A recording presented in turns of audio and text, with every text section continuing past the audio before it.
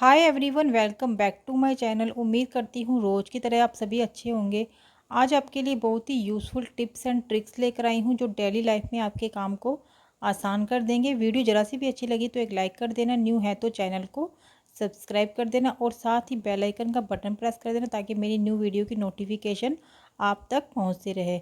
तो फ्रेंड्स, देर ना करते हुए करते हैं वीडियो को स्टार्ट। जो मेरा पहला टिप है वो है इस तरह के फूड कंटेनर जो होते हैं, जब हम लेकर आते हैं तो हम इसे बेकार समझकर फेंक देते हैं। तो ये प्लास्टिक के होते हैं।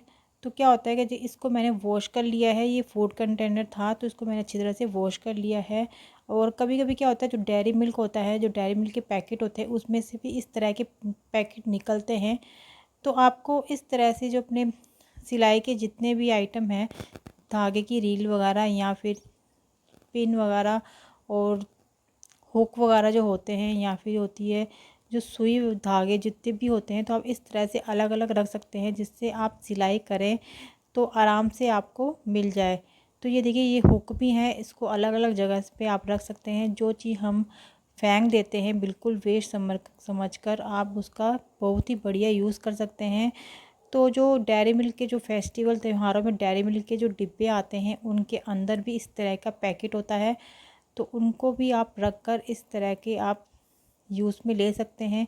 तो जो बेकार चीज़ होती है उसे फेंकने से पहले आप इस तरह से आप इन चीज़ों को यूज़ में ले सकते हैं।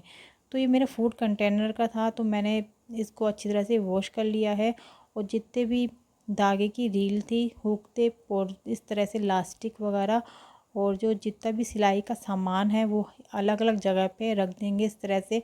तो हमें क्या होगा, आसानी से मिल जाएगा। तो ये देखिए, जो बटन वगैरह भी होते हैं वो भी हम अलग अलग इस तरह से रख देंगे, तो हमें आसानी से जो चीज़ें जो हैं इधर उधर पड़ी रहती है हमारी सिलाई की, तो आसानी से मिल जाएगी और हमारा ये जो फूड कंटेनर का डिब्बा है वो भी काम आ जाएगा। तो इस तरह से आपके पास फूड कंटेनर के डिब्बे आए अलग अलग तरह के इस तरह के, तो आप फेंकिएगा नहीं, आप इस तरह से इसको यूज़ में ले सकते हैं। या फिर फेस्टिवल में क्या होता है, डेयरी मिल्क के डिब्बे होते हैं उसके अंदर भी इस तरह के पैकेट निकलते हैं, तो आप उसका भी इस तरह से यूज़ में ले सकते हैं। तो ये देखिए कितना सुंदर लग रहा है। तो आई होप फ्रेंड्स आपको मेरा ये वाला टिप पसंद आया होगा। तो बढ़ते हैं अपने नेक्स्ट टिप की तरफ। नेक्स्ट जो मेरा टिप है वो है इस तरह के टीवी के रिमोट को लेकर। कभी कभी अचानक क्या होता है कि जब हम टीवी देखते हैं तो हमारा रिमोट का सेल है बिल्कुल ख़त्म हो जाते हैं, तो हमें मार्केट जाने की पड़ता है। तो कभी कभी हमें आलस आ जाता है। तो इसके लिए आपको करना क्या है, आपको इस तरह से सेल जो होते हैं टीवी के इस तरह से निकाल लेने हैं, रिमोट के सेल को होते हैं इस तरह से निकाल लेने हैं। और कोई सा भी आपके पास दवाई का पत्ता पड़ा हो तो उसके पीछे से इस तरह से आप थोड़ा सा इसमें से कट कर लें। तो ये देखिए, खाली मेरे दवाई का पत्ते खाली था तो इसको मैंने इस तरह से पीछे से कट कर लिया है और सेल के ऊपर इस तरह से लगा दिया है। जो सेल हैं वीक हो जाते हैं तो आधा घंटा अगर आप इसको लगा देंगे तो आधा घंटा ये काम कर लेंगे। तो नेक्स्ट दिन आप मार्केट जाकर न्यू सेल लेकर आ सकते हैं। तो ये देखिए, दवाई के पत्तों से जो पीछे साइड इस तरह से दोनों साइड लगा देंगे तो सेल है बिल्कुल ऑन हो जाएंगे। तो एक बार आप इस टिप को ज़रूर ट्राई करें, क्योंकि कभी कभी अचानक से सेल ख़त्म हो जाते हैं टीवी देखते देखते। तो आप इस टिप को ज़रूर ट्राई करें। तो फ्रेंड्स, आई होप आपको मेरा ये वाला टिप पसंद आया होगा। तो अगर ये वाला टिप पसंद आया तो एक लाइक बनता है।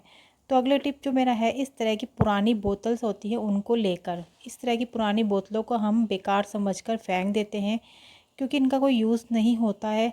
तो इसके लिए मैं बहुत ही बढ़िया टिप लेकर आई हूँ। तो इन बोतलों को आप इस तरह से नीचे से कट कर दें। तो नीचे से ही नाइफ़ को गर्म करके अच्छी तरह से कट कर देंगे। तो ये देखिए, मैंने आप नाइफ़ को गर्म करके इसको कट करके मैंने आपको दिखा दिया है। जितनी भी बोतलें हैं तो आप नाइफ़ को गर्म करके इससे गोल इस तरह से कट कर लें और पीछे की साइड बिल्कुल 3 या 4 आपको बारीक बारीक से होल करने हैं। तो बारीक बारीक से होल इसलिए करने हैं क्योंकि हमने इसके अंदर रखना है अपना सोप साबुन रखना है। तो हाँ, ये बहुत ही बढ़िया साबुन का कंटेनर बन गया है। तो आपके घर पे जितने भी मेंबर हों, अलग अलग आप इस तरह से बेकार पड़ी हुई बोतलों के इस तरह से साबुन के कंटेनर बना सकते हैं। तो होगा क्या, जब साबुन इसमें होगा तो इसमें जो मैंने नीचे जो बारीक बारीक से होल किए हुए हैं तो इसके अंदर पानी भी जमा नहीं होगा। तो ये देखिए कितना अच्छा लग रहा है, ट्रांसपेरेंट। तो बेकार पड़ी हुई बोतलों का आप इस तरह से यूज़ में ले सकते हैं। तो अलग अलग मेंबर के अलग अलग इस तरह से साबुन के कंटेनर बनाकर रख सकते। तो फ्रेंड्स, इस तरह से आप बोतल का भी यूज़ में ले सकते हैं। तो नेक्स्ट टिप जो मेरा है इस तरह की सौंफ को लेकर है। कभी कभी क्या होता है, कई लोगों की एसिडिटी की प्रॉब्लम रहती है, या फिर उन्हें खाना नहीं पचता है, या फिर भूख नहीं लगती है। तो खाना खाने के सुबह खाना खाने के बाद और रात को खाना खाने के बाद सौंफ का सेवन करने से ये सारी समस्या जो है दूर हो जाती है। तो सौंफ जो होती है बहुत ही गुणकारी मानी जाती है। तो इसलिए सुबह खाना खाने के बाद और रात को खाना खाने के बाद 1 चम्मच इसका सेवन करने से पाचन शक्ति है बिल्कुल ठीक हो जाती है, और जिसको एसिडिटी की प्रॉब्लम रहती है वो भी बिल्कुल ठीक हो जाती है। तो इस तरह से आप को घर पर जिसको भी ये प्रॉब्लम है तो आप इसका यूज़ में ले सकते हैं। तो फ्रेंड्स, आई होप आपको मेरा ये वाला जो टिप है वो भी पसंद आया होगा। तो बढ़ते हैं अपने नेक्स्ट टिप की तरफ। नेक्स्ट जो मेरा टिप है वो है इस तरह की सिलाई मशीन को लेकर। सिलाई मशीन जो है वैसे तो हम घर पर यूज़ में लेते हैं रहते हैं, तो उनकी जो हम क्लीनिंग नहीं करते हैं। तो इसके लिए करना क्या, आपको थोड़ा सा लेना है ऑयल, सिर्फ 2-3 बूंद ही लेना है, कोई सा भी ऑयल ले सकते हैं आप। और आटे में अच्छी तरह से इसको लगा लेना है, और आटे को पूरी सिलाई मशीन में हमें रब करना है। तो क्या होता है कि सिलाई मशीन जो है ख़राब हो जाती है, या इसमें धागे कभी कभी फंस जाते हैं, जिससे क्या होता है मार्केट जाके सही करवानी पड़ती है। तो आप घर पर ही इस तरह से आटे से इसको क्लीन कर सकते हैं महीने में 1-2 बार। तो इससे क्या होगा कि जो बारीक बारीक से जो धागे होंगे वो भी इस आटे में चिपक जाएंगे। जो बारीक धागे अगर सिलाई मशीन के अंदर भी चले जाते हैं तो हमारी सिलाई मशीन है बिल्कुल भी सही नहीं चलती है। तो इसलिए आटे से आप हल्का सा ऑयल लगाकर पूरे रब करते हुए सिलाई मशीन को बिल्कुल क्लीन कर लेंगे।